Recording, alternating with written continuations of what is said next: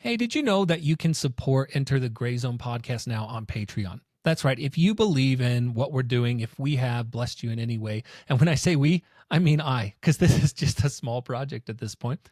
If I have in this endeavor blessed you and helped you grow in your faith or explored topics that were challenging, then you can support this work. Hopefully, by spreading and impacting more people, we're helping more people, because ultimately that's the goal. It is not so much to get a big audience as it is to get the right audience. So if you would like to support me in this endeavor, I would really welcome your support. There'll be obviously new tiers coming to Patreon. If you understand how it works, there are different levels of support that you can offer, and those will come with other benefits and fun things. So thank you for considering giving. If nothing else, please just like and listen and subscribe and share. And your prayers, as always, are deeply appreciated. Hi, I'm Robby. Let's enter the gray zone.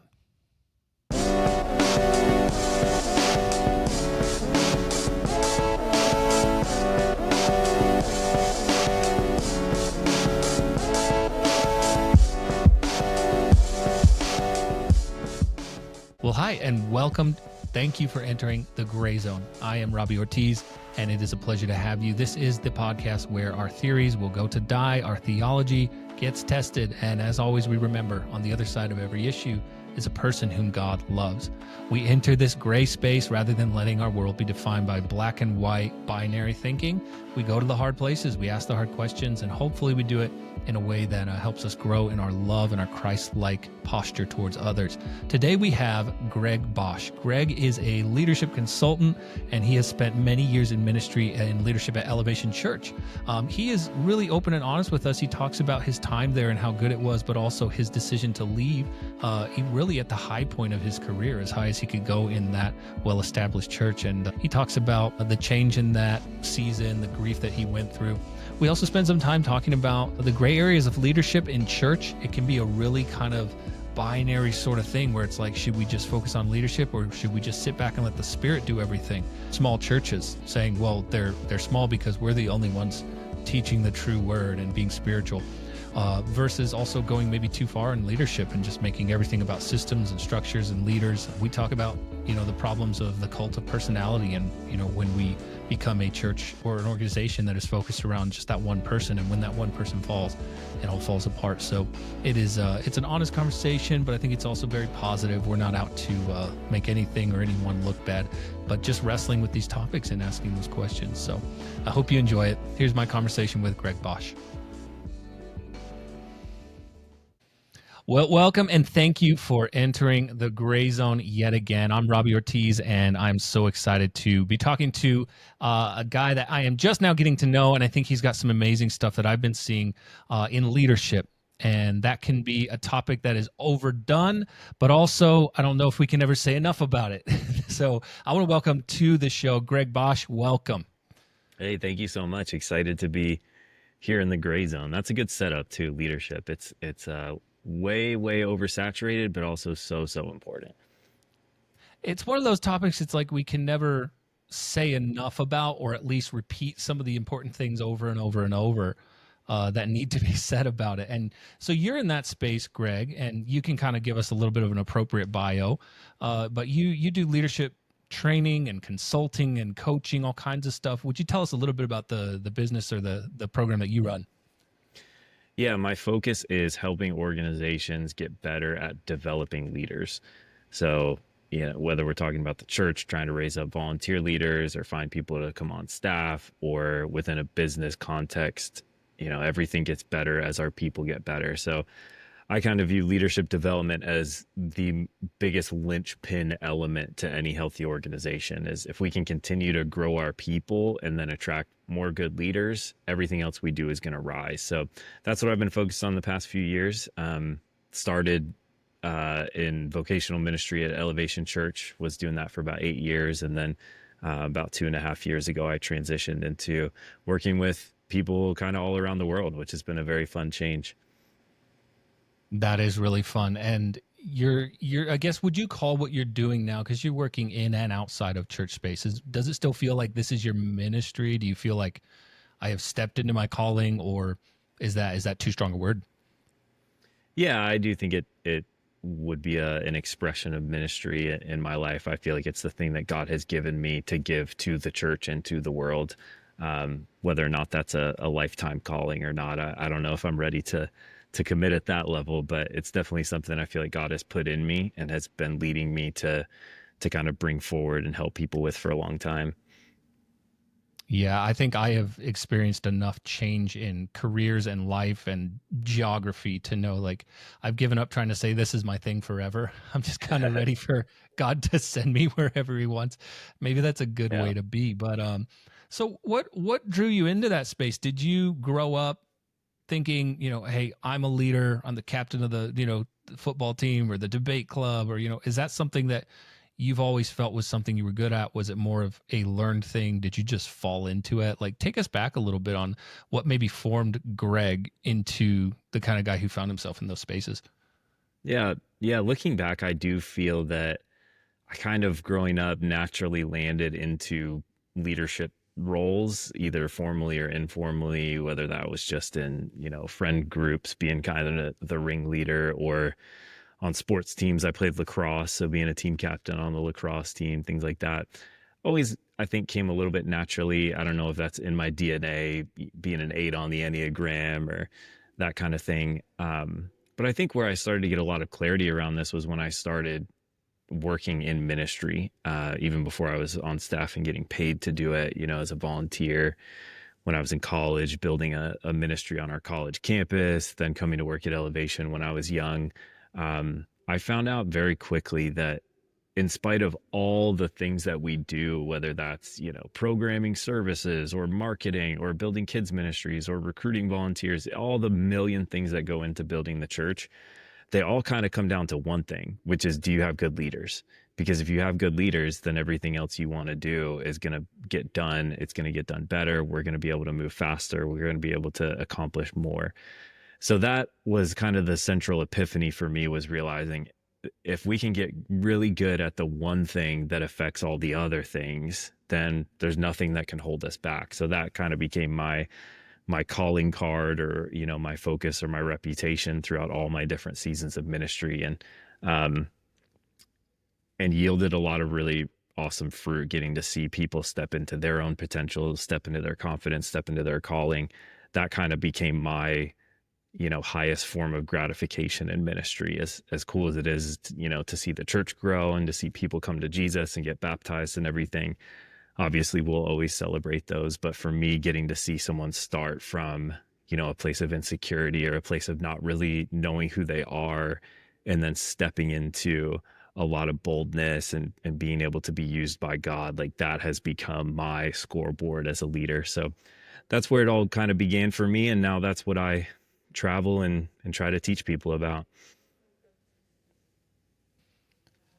I appreciate that leadership is something that is obviously biblical, that we see. I think some people would resist you on that. Do you ever see that? Because I see it as we have lots of leadership examples through the Old Testament. There's setting up of, families and authorities and cities and leaders, and God's constantly looking for leaders to lead under him, obviously. And even in the early setting of the church, and Paul and Peter and the early church fathers are creating order and leadership. But do you ever get pushback in the church space? I know you work in both spaces, where it's like, is this really the key thing? Like, shouldn't we just be praying more and that'll fix everything? Yeah, sometimes. And I think it's because, like so many other things in our day and age, we've kind of commoditized it to the point where when people hear the word leadership, sometimes they think that it's just a hack, or it's just some sort of, strategy to engineer a result, rather than what I think would be the proper kind of biblical way to see it, which is that it's a gifting, it's a vocation, it's a certain anointing that God gives people. And certainly God has used leaders all throughout the story of his people and his kingdom. So I think where the pitfall comes in is when we feel like leadership is some sort of art that we can master that will remove the need for us to be people of prayer, or remove the need for us to rely on God. And certainly that shouldn't be the goal. Sometimes it does become that, but I think the goal in our context is that we become leaders who take our positions of authority very seriously, who wield our influence for people's good and not just for ourselves, but also that we never get to the point where we think that I'm such a good leader that I don't need God anymore. I think they certainly go hand in hand. God always has used good leaders, throughout history and throughout scripture. He's also used people that had no gifts at all. So to think that our quality as leaders could ever override God's purposes is of course silly. But yeah, sometimes it goes off the rails in that way. I think people have just gotten maybe a little bit tired of how the church has tried to pull in kind of lessons from corporate America or really successful business leaders, which of course there's a lot to learn from there. But when we overdo that, it can start to feel hacky. It can start to feel gimmicky. And I think that's what people are tired of. So in the past couple of years, you've worked outside of the church and running your business. What have you seen? What stood out right away in the non-church spaces that you thought was just interesting, or something that maybe people wouldn't have predicted? Well, I think the thing that's really refreshing about working with companies and businesses that are not churches is that the bottom line is very clear, and it simplifies a lot of decisions. What is very challenging sometimes in the church is that, there are some bottom lines you could say that we're after. We want to grow the church, we want to make disciples, we want to reach people, but there's not necessarily really good ways to even measure those things. And then we feel all these other kind of extenuating factors that influence us, like how we treat people and the idea of the Holy Spirit moving. You can't measure that. You can't put that on a spreadsheet. So there's all these different things that kind of go into the pot in the church world of leadership, where sometimes it makes things cloudy, and sometimes it makes things muddy. Sometimes it makes it feel inconsistent. Whereas when I'm working with a company, it's, hey, we need to maximize revenue. And yes, we can still do that in a way that's respectful and honoring of people. We don't have to be immoral, or unethical in how we go about that. But there's just a very, very clear target, and it makes things a lot simpler. It makes personnel decisions a lot simpler. If someone's not performing over a certain period of time in a business that needs to make money, there's no other choice but then to let that person go. But a lot of times in the church, when someone's underperforming, we will hold on to them and make excuses for them for years because we feel like to fire them would be unchristian in a way. And I don't know if anyone would ever say it quite that directly, but that is the feeling that a lot of church leaders live under, unfortunately. Or even just in a nice way, like a loved person. Like, this person has been here forever. People love Right. them. They're wonderful. They're kind. They're gracious. They're filled with the fruits of the Spirit, and they cannot do their job though anymore. So Right. I have compassion for that. I do. Yeah, and that's interesting. That the bottom line, you're right, because I've been a pastor and I've worked in, a very big, I'm trying not to use the word machine, but I mean, you have a large multi-site Right. church. There's things that you have to turn cogs to make things just operate properly, um, and that does though become a challenge when you are the body of Christ, and your bottom lines are things that will not be complete until Christ returns. So setting up what those wins are as you go can be really challenging. It's like, okay, do we count butts and seats? Do we count baptisms? Do we count discipleship graduates? And I think all of those things help, but it's a tricky space. I agree. We're talking about how do you measure leadership, the importance of it, the goals and objectives in a church space. Most churches would measure growth and say, we're growing, more people are coming, more people are tithing, ergo our church is healthy. What have you seen in your experience, and what do you see maybe with the churches that you work with? Is there a gray line, or is there a really clear black and white line between how much growth is healthy, or can you tell the growth that is occurring is in a healthy environment? Because we're talking about church leadership, and I know I'm giving you a lot here, but I just want to give you free reign a little bit. The churches, very unpopular right now. And leaders in church have given us a lot of reason. There's been a lot of public ones that have given us reason to doubt church Yeah. leadership and stuff. And that's historical. We're not just talking about the last 20 years. We can go and look directly at like the Catholic Church and stuff. I say that also saying there's thousands of really healthy, good pastors who are out there with no profile doing things well. So I'm kind of getting into what's this gray space of when do we know growth is right? It's healthy, it's godly. What are the measuring sticks that you're using, maybe? And as I know I'm setting you up for a lot, so I mean, go with it where you want. Yeah, it's a great question. I think it's a question that every pastor needs to wrestle with, and there's a lot of branches that come out of the same root, and I think one of them is just trying to understand where's my motivation coming from. Because if we assume that growth in the church is a good thing, what's important is to investigate, well, why do you want it? You know? And we'll probably never be able to fully strip out all our human pride from that question. But if we're honest, a lot of times we want to grow because it makes us feel successful. It makes us look good. It makes our platforms grow. And that's certainly the wrong reason, to want to try to grow. There's good reasons for growth. We want more people to know about Jesus. We want more people to experience salvation. These are great things to pursue, but it's very, very easy, and it's a very narrow kind of tightrope to walk when we can justify our pursuit of growth by those reasons. But deep down inside, we know that if I didn't grow, I would feel like a failure. So that's what makes it so muddy sometimes in the church is we're trying to recognize and disentangle, these godly missions that we feel like we've been given that are righteous to pursue from our own prideful or sinful kind of desires within it. So all that to say, I think growth, in general is healthy. I think if something isn't growing, it's not healthy, right? Sometimes we create this false dichotomy in the church where we say you can either pursue growth or you can pursue health. Like you have to choose between. And I think that's just wrong. I think sometimes what that results in is that we say the thing that isn't growing is therefore healthy because it's not hard, because it's not arduous. We're not asking too much of people, or however you want to define it. But like anything else in life, without some form of pressure, some form of demand, you don't get better.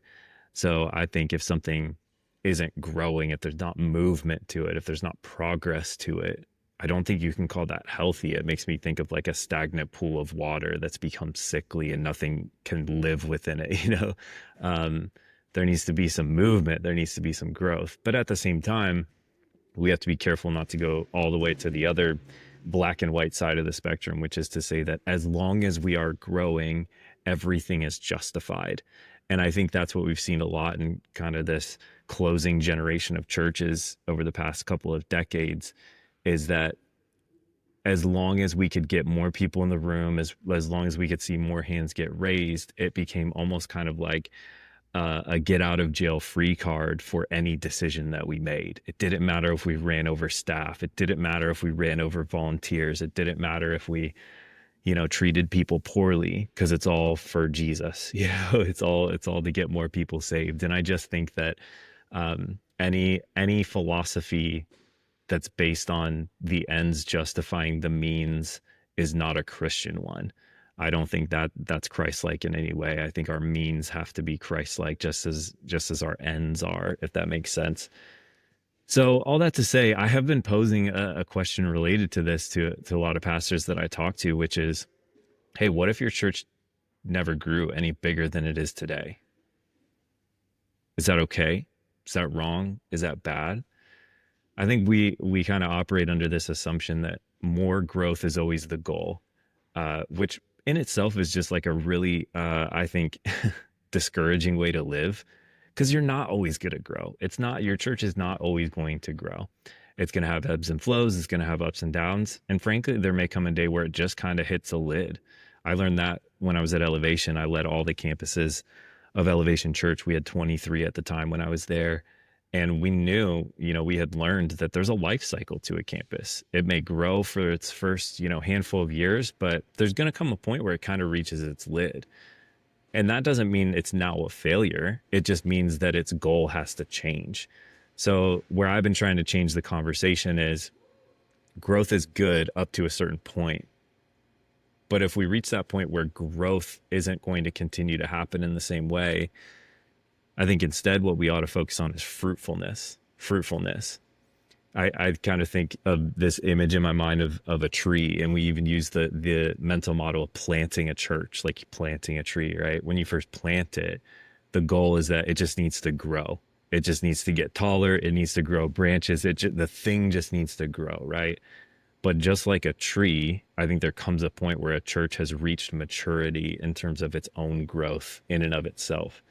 But then at that point, its life is no longer about growing taller. Now its life is about bearing fruit beyond itself, not growth within itself, but now fruit beyond itself. So I think that's where the conversation should probably be shifting for churches as they come into that place of maturity is we'll still experience a form of growth, but it may just not look like more butts and seats. It may not look like more services or more campuses all the time. Now, how we bear fruit might mean we're going to raise up leaders for the kingdom, and we're going to send leaders out from our church to start businesses in our community that are going to change the culture in our city.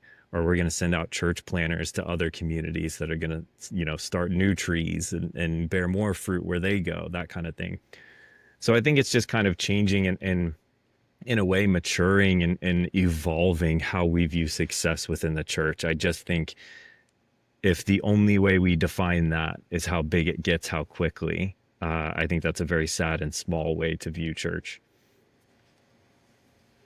Yeah, I agree with you. I appreciate the metaphor too of the tree because I think we can get so focused on our own lifeline, our own timeline, excuse me, and not realize like part of the growth of the church is going to extend beyond our life.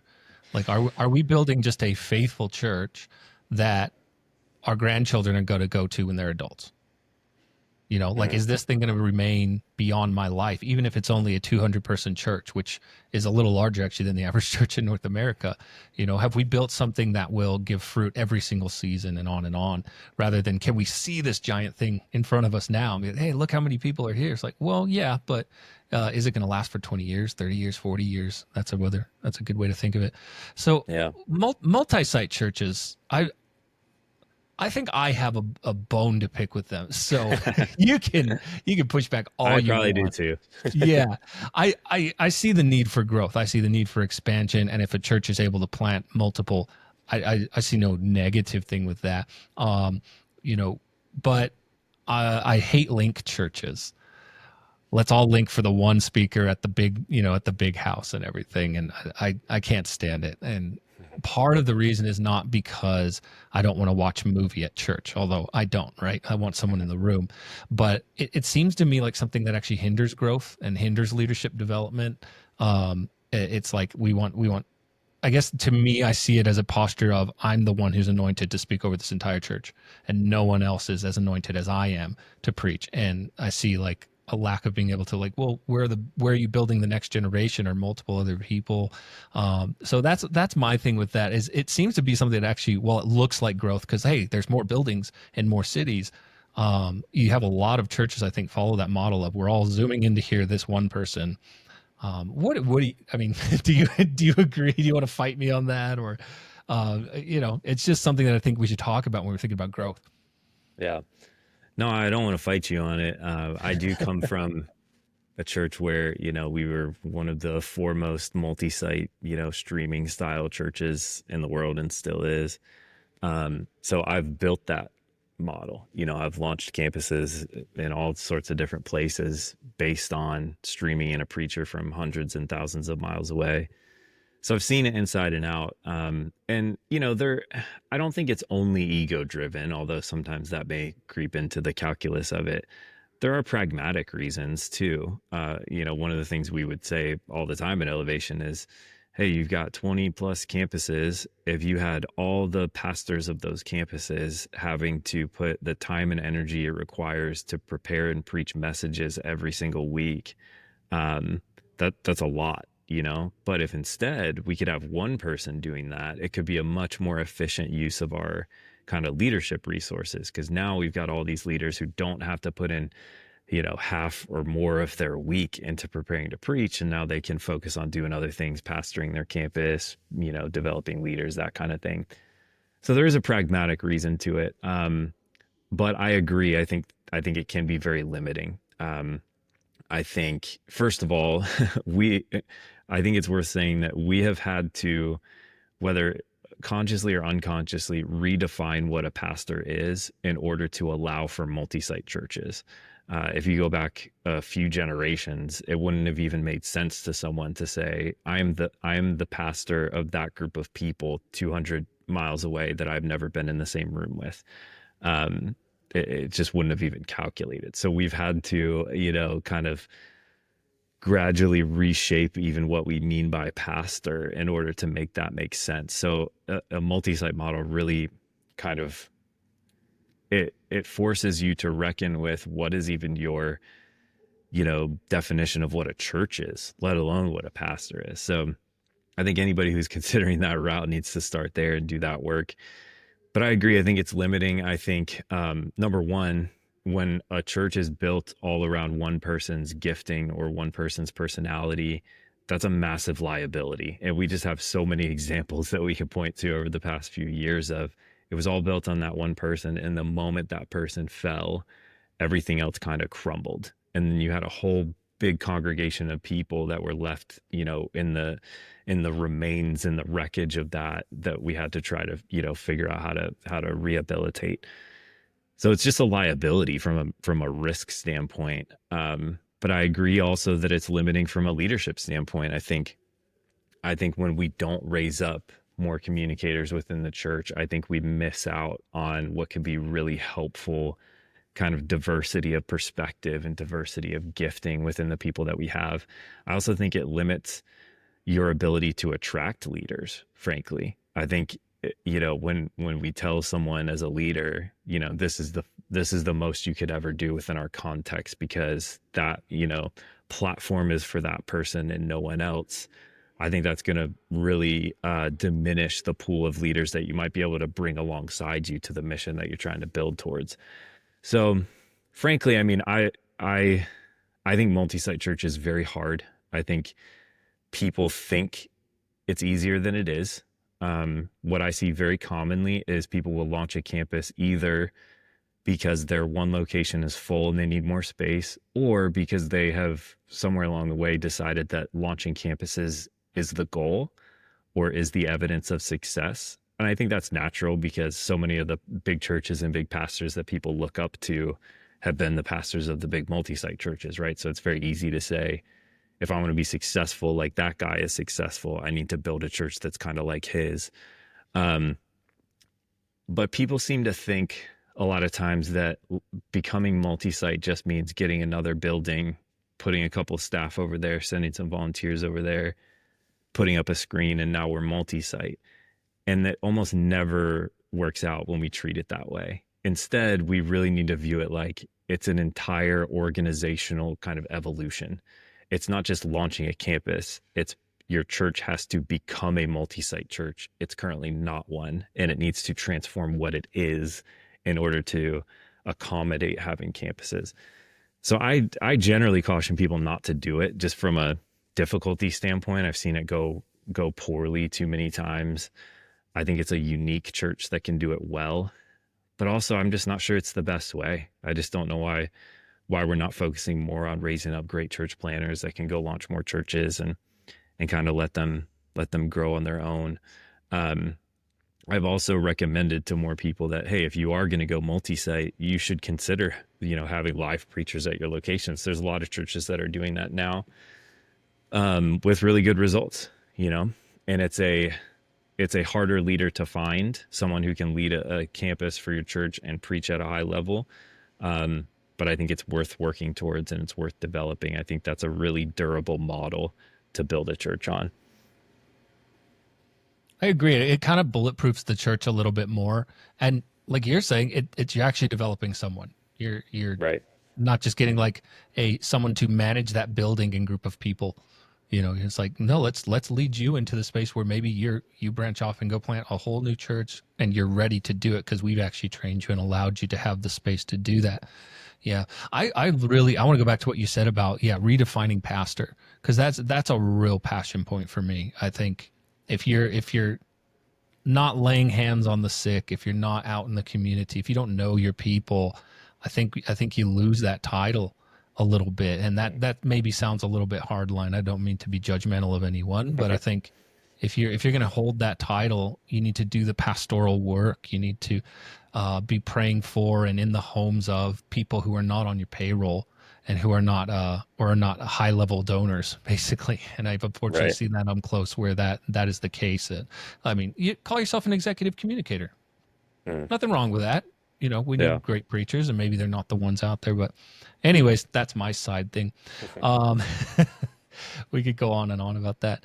You let's can we talk about your personal walk a little bit, your journey, because you were anyone would look at your story and your time at Elevation and be like, that is successful. What you were doing, you were good at, and you were receiving more and more responsibility and growth, and you chose to step away. Do you want to talk about that process and maybe what was going on for you, your heart there, and as well expand on what did the process of leaving look like? Can you talk about leaving well, or maybe lessons you learned that if you went back, you'd do it differently? Yeah. Yeah. I mean, my time on staff at Elevation was uh, a wild ride, a roller coaster. It felt extremely accelerated. Um, when I first came on staff, it was all I wanted to do with my life. I had no visions or ideas of ever doing anything else. I was ready to die at my desk, at Elevation. Of course, I was 24 when I came on staff, so I probably didn't know what I was talking about, but it was a church that changed my life. I started attending when I was in high school. Saw God do a lot of really amazing things in my family and in the city I grew up in. So it meant a lot to me, and it was the dream, to work there. And then not only getting to work there, when I first came on, I would have gladly, cleaned the bathrooms if it just meant I could be a part of it. But to experience the kind of growth that I did while I was there, to get a lot of really cool, unique opportunity while I was there. And I think in my wildest dreams, I would have hoped that I could be doing the kind of thing I ended up doing sometime before I retired, literally. Hey, maybe 20 years from now, I'll get an opportunity to lead at this level. Well, I kind of got everything that would have fallen into that category of wildest imagination by the time I was 32, and I don't say that from a standpoint of bragging. It's just, it was a crazy experience. And I was really grateful to be trusted at that level and, get to be a part of the leadership team and lead the campuses for Elevation, do a lot with leadership development. But then there was also this kind of really interesting disillusionment, which was after reaching the mountaintop, that I had been looking towards, you get there and you kind of realize, this maybe isn't as awesome as I thought it would be, And I think part of that's human nature. Part of that's the hedonic treadmill, right? But I also think sometimes God gives us disappointment like that as a way of helping us identify our own idols, whether that's in, our professional goals. If I can just get to this level, then I'll be happy. Or if I can just make this much money, then life will be good. Of course, that never delivers in that way. So I do think sometimes disappointment is a gift from God to kind of bring us away from those things we idolize and back to Him. But at the end of the day, I kind of, shortly after receiving the last promotion I would ever get at Elevation, meaning there was no higher in the organization I could ever go. My wife and I, we just kind of came to the realization that this isn't what we wanted to do anymore. And it wasn't anything crazy. There's no scoop, in terms of something wild that happened behind the scenes. It was, the simplest way I could say it is I started attending Elevation when I was 16 or 17 years old. And in all those years, Elevation became a very different church along the way.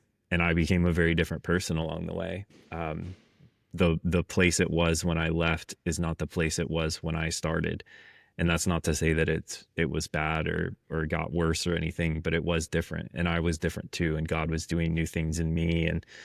And we just kind of recognized, in spite of the fact that it felt like the world had been given to us, and we had, everything we could have wanted there in terms of influence and authority and responsibility and all that, that we were ready for something new.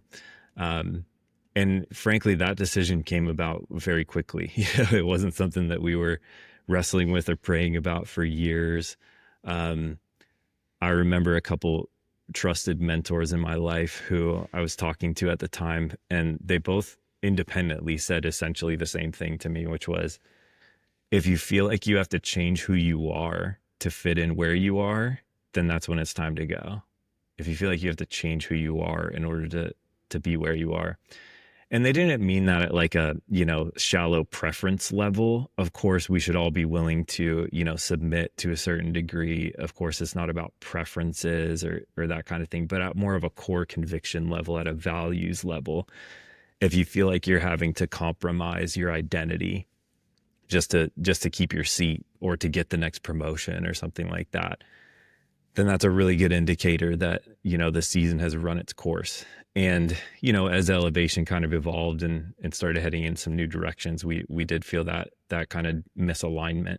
So that made things clear to me pretty quick. And I've always been a quick decision maker when it comes to big life decisions. I proposed to my wife 4 months after meeting her. So I don't mess around when it comes to stuff like that. I feel like when you know, and there's no point in wasting time.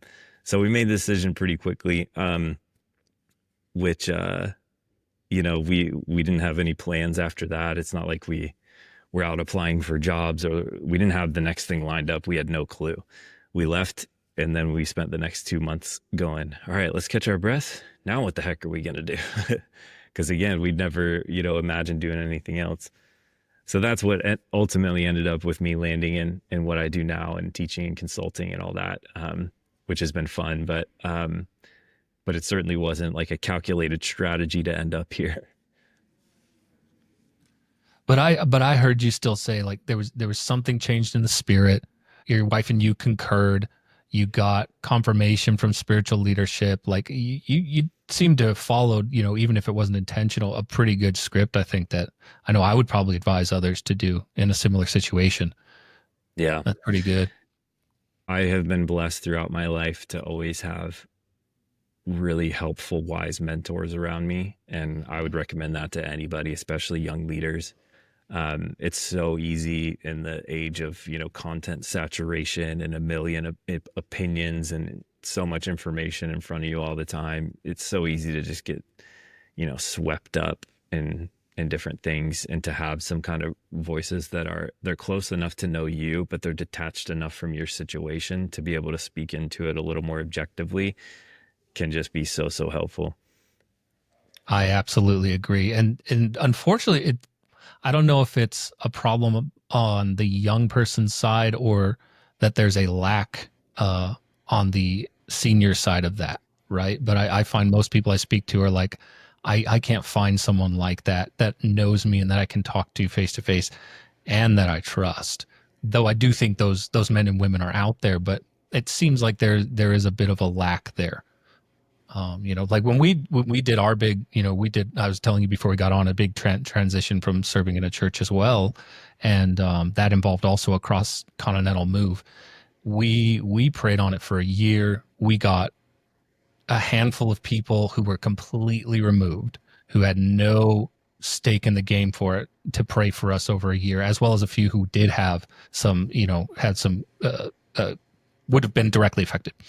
And so we didn't make a quick decision, but we just wanted to make sure we weren't making the wrong one. So we took our time and everything. But as after having made that change and transition, and in the new space we're in, and it's seemed like it's the right choice, now trying to find new people like that who'd be like, if I was in a crisis of moment and I needed wise leadership counsel, I mean, I could one person maybe I think I could go to.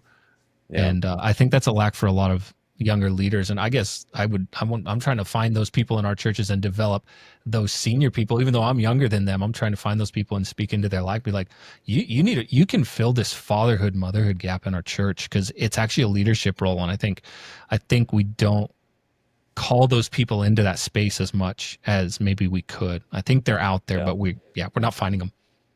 Yeah, that's a really good observation. I think that comes from two big things come to mind. One is I think in general, modern society, we're just less connected than, our previous generations would have been. Yeah. We're more digitally, in proximity to people, and we have fewer real human connections with people. I think that's part Mhm. of the cross we bear in terms of the tech generation and the digital world that we live on. We're just losing, just having neighbors and having community and having meals with people and that kind of stuff. But the other thing is, I think sometimes the church contributes to this problem because for whatever reason, we love subdividing people in the church based on their gender or based on their age. And I'm becoming a loud advocate that we need to stop doing this. I get it. I understand, there's some things that are unique to middle school boys that we need to talk to middle school boys about, and that's fine. If you do a women's event once in a while, it's not the end of the world. But in general, I think part of what makes the church beautiful is its diversity, is its multi-generationality. I think, even looking at the early church in Rome, what was revolutionary about it is that you would have, servants praying together with people in nobility across class lines, across national lines, gender lines, all that sort of stuff. I think that's one of the secret weapons of the church, and yet we seem so eager to waste it by just subdividing people into these little identity categories all the time. I think we need more elderly people hanging out with young people. I think we need more married couples spending time with young adults, things like that. I think that's a beautiful thing to foster, not to work against. I agree with you. I think it comes with we have a very individualistic, consumer based society, and our churches unfortunately got sort of tainted and caught up in that user experience. And let's make sure the single moms have this, and the families have that, and the seniors have this, and the middle school. And like you said, there's a place for that. But the best part about it is that one room schoolhouse vibe. It's like we're Yeah. all on top of each other, mixing with classes and races and ages and genders that we would not mix with anywhere else in society. And Yeah. I pray the church gets more of that back. I agree with you. Can we go back to your story a little bit? Talk about leaving. Did you experience any grief? Because that's a long time to be serving in a place and then to just step away. And I think a lot of times when we make that sort of change, people don't realize, oh yeah, they're moving on to their next thing. It's going to be positive. That's cool. But there's a sense of loss that happens. We experienced that very deeply. Did you find that the same? Yeah. Yeah, absolutely. I remember probably the day that I left staff at Elevation, talking to another mentor who he had actually previously been on staff, and had left a year or two prior to me. And his advice was, you just need to be prepared to feel waves and waves of different emotions for the next couple of years. And he was absolutely right. And even though he was right, I didn't even fully grasp what he was saying until I walked through it. Grief, in droves. This was the place where my wife and I met each other. We both started attending when we were kind of just starting our life as adults. Um, our communities were rooted there. Our identities in a lot of way had been formed there. My whole relationship with God was kind of grounded in that one church experience. So there's a lot to grieve, when you disconnect in a way, from something that your whole life has been so intertwined with. It's painful. It's also awesome, it's an awesome struggle in a way, because it forces you to rebuild. It forces you to wrestle with, where's my affirmation come from? It forces you to wrestle with some assumptions or belief systems that were just kind of handed to you by the environment. And now you have a chance to step back and go, hold on, what do I actually believe about this? Not just what I'm supposed to believe because of the thing I'm a part of, but what do I really think? Um, so there's been a lot of fruit in that process too. But yeah, I mean, super emotional. I mean, especially in the church, because the way we tend to approach staffing in the church is, you're not just clocking in for a 9 to 5. You're signing up to basically bring your whole life into this, and your family's going to be deeply involved in it, and you're going to be deeply involved. and we spend, the weekends together, and you always got stuff going on in the evenings, and it's not just professional, it's also spiritual. So there's so much kind of enveloping, that happens when you come on staff at a church like that. So pulling away was really hard. I think grief is a good word. I think sadness, frankly, sadness about some things that we lost in that process, some relationships that kind of faded away. Um, it's hard when you live in the grind of that kind of a bubble. It's hard to maintain relationships with people outside of it. So we found that there were a lot of, friendships that had to be kind of remade and things like that. But all in all, it's been, it's one of those things that we'll look back on and say, we're so thankful for that journey, even though while you're in it, you're going, this is so hard. Did we make a mistake? Yeah. And honestly, I think a lot of people, they may be at a place where they feel in their heart that it's time to move on from the thing they've been a part of, but they won't because they know it's going to hurt so much. Even if they're in that place where the spirit has moved, or they feel that conviction or a misalignment, and they know they should move, they're looking out the door and going, it's going to be really rough out there. And even though I know this isn't right anymore, I'm going to stay inside where it's comfortable. And unfortunately, I think a lot of people in the church world that are in that place. And I think there's a lot of people that are languishing in that place. I think you're right. And I'm sorry that was hard for you, because I can completely empathize in that situation. I think we look out that door and we think, how can I ever attend church in the same way again? Or how can church ever feel the same now that I have, because you do, if any size church, if you are a full-time person giving to that, or a part-time and bivocational, God bless them. It's your life. It's everything. And it should be, if it is your calling, I've heard you talk about this. Like, if it is your calling, it should take everything, and it should receive your best and your utmost. But stepping into a place where you're like, okay, I'm laying that down now, I'm stepping into something completely unknown, is scary. And it's human to avoid pain. Yeah. But I think in our story, and all the tears, and our kids, crying themselves to sleep, we also found a new side of God that we had not met. And that was really necessary. And it was, it's, you go out of Egypt and now you're in a desert and you're like, what is going on? Where's God? But he renews things. He restores things. He brings new growth, and he's shown you, this whole new thing that you're stepping into. Yeah. Anyways, I could go on and on about that. What are you, in kind of closing, we're near our end of time. I want to respect your time, but what are you seeing in young leaders? What are young leaders? I always ask everyone, I ask you, like, what are you seeing in the new generation? What are they showing you? What are they unique in? What gives you hope? Because we have a lot of young leaders that are ready to take on the mantle. And I think that they're doing things better. But I also think that they have things to learn.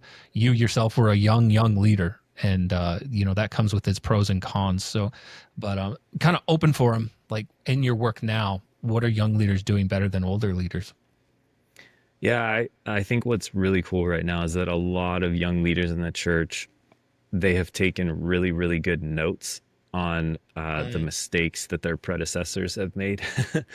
And I mean, I just see everything in the church as kind of swinging on this pendulum of reaction, overreaction, and reaction again, where I think we're kind of in the closing chapters of a certain generation of church, which was this highly attractional, quote, relevant, growth minded, super evangelistic church. That's not a bad thing. It was a response to a prior generation of church that felt irrelevant, that felt stuffy, that felt oppressive, that wasn't attractive to people. So then we created this new movement to correct that. But then every correction we make, ultimately, if we stay with it too long, it goes too far, right? And so now we're starting to see, I think, the pendulum swing back a little bit. So that's what's cool about young leaders, is I think a lot of them have seen the kind of ends of a hyper growth minded, like platform minded approach to ministry. they've seen where it can do good things, but they've also seen how it crashes and burns a lot of the time. They've seen how a lot of the leaders that they grew up idolizing um, crashed and burned themselves, for whatever reason. And so now we have a whole group of people coming up in the church that are going, I don't want to end up like that. And I've seen what it costs to build that thing. So what if we built something different? What if we built something that didn't cost us our souls to do it? Um, so I think that's good. I think there's actually a lot of wisdom in young leaders in the church right now. And where I see that manifesting is actually kind of ironically, it's young leaders that are looking to what is really, really old as their inspiration rather than looking to what's recent. So a lot of young leaders are studying the church fathers, and the desert fathers, and they're studying Catholicism and the Reformation and some of the like historical background of the church that frankly, I didn't even hear about any of that stuff when I was growing up in the faith. No one cared about that. It felt boring. It felt irrelevant. And now we have people going, hold on, let's get back to our roots. What did the church look like in its first century? What did they care about? What if we cared about those things, And I think that's really, really beautiful. I'm holding my breath a little bit because if we don't handle it properly, then it's going to become its own overcorrection, and then we'll be old guys talking about this going, we went way too far and now we need more fireworks and light shows in the church again. But maybe that's just, the inevitable path. But my prayer is we can find some happy moderation and this upcoming generation. But those are some things I'm really excited about right now: a return to discipleship, a return to spiritual formation, a return to church history, a return to like authenticity and presence and not just spectacle. I think those are really, really exciting, encouraging things in the church right now.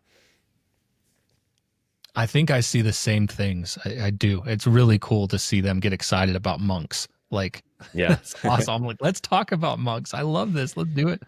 Yeah, that's really good, man. Any last word of encouragement that you would say to the leader listening, the pastor listening, the business owner listening, who feels like they're just banging their head against the wall? They're repeating the same thing over and over, and it's not having any fruit. They're even wondering if they should just hang it up, quit church, go make some real money, sell real estate or something. I don't know, but what would you say to that guy or that woman looking at you now? Well, I think I would encourage them to look back over their own past and remind themselves that when we go through the hard stuff, when we go through the valleys, those also become the seasons that yield the most reward. I think that's true for every single one of us. The times we look back on it, we go, that was hell while I was in it, but I'm so glad I went through it. It's how it works. That's where our growth comes from. That's where we see God in a new way. I would say over the past few years of my life, although there have been times that have been some of the hardest in my whole life, I would say I've never felt closer to God. I would tell you that God has never, been so real and so present to me as he is now. And I wouldn't trade that for anything. So I think there's always a deeper intimacy on the other side of resilience. That doesn't make it feel better in the moment, but it does give perspective. And so sometimes just looking back on our own journey and remembering those things about what we've already walked through and what God has already proven to us can give us that perspective we need for the hard thing we're going through now. Beautifully said. Yeah, I agree with you. Where can people find your work, Greg? If they want to connect with you, if they want to maybe get into some of your resources, you've got a lot of really cool content on your website. Where do we go? Yeah, thank you. You can see some of those resources at gregbasch.com. That's BASCH. I'm also on Instagram, always spouting off about something over there. And I have a Substack as well called Feral Faith that you can search. Oh, I didn't know about the Substack. I'm going to have to check that out. I'm just starting to get into Substack. I would like to have one, but I don't know if I have it in me to write that much. So it's tricky. Hey, I have such a love-hate relationship with writing. I love it. I feel like I'm a writer before I'm anything else, but it's also the thing I dread the most. It's a grueling process, and I hate myself every time I sit down to do it, but I know I'm supposed to do it. I love Substack. I actually, I'm on Instagram, but Instagram is so exhausting to me. I hate fighting with algorithms and all that stuff. Substack has felt like just a breath of fresh air in the digital world. It's just different.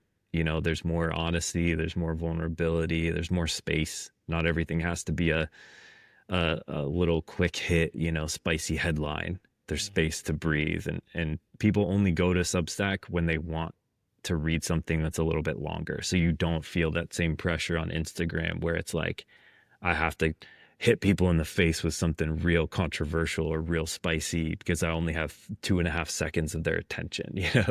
So Substack's amazing. It's probably going to get overrun at some point, once too many people are on there and it becomes its own, place of gimmicks. But for now, Substack is amazing. It sure seems to be. I'm finding that too. I'm like, this right now, before it get the bubble popped, it's like this seems to be a good positive space where This you is the can go and golden really, age. yeah. Good on you though for being in this age of AI, being like, I'm going to do the grueling work of actually writing my stuff, and to anyone who actually does that, because we don't need more garbage. We need real. Hey, thanks, Greg, Agreed. for being generous with your time, man. It's good to get to know you. I hope maybe we can have more conversations in the future. And thank you for championing the church and being a leader of leaders. We need those more than ever. Would you be willing to just say a word of prayer or blessing for those listening as we go? Yeah, absolutely. God, thank you so much for these conversations. Thank you for the vision that you've put on Robbie's heart to ask real questions in a world of superficial and shallow, to go a little bit deeper, and to talk about the things that people really need to hear. So we're just continuing to pray for momentum and traction over these conversations, praying for everyone who's listening in, that they would hear an insight or a revelation that would help them overcome the thing that they're facing right now, that in spite of our conversation, that somewhere within it, they would hear your voice as well, Lord. And we thank you so much for who you are. In spite of everything else, you're good, you're with us, you're present, and you have good things in mind for us. So we love you so much, God. In Jesus' name we pray. Amen. Amen. Thanks, Greg. Hey, thank you so much, Robbie.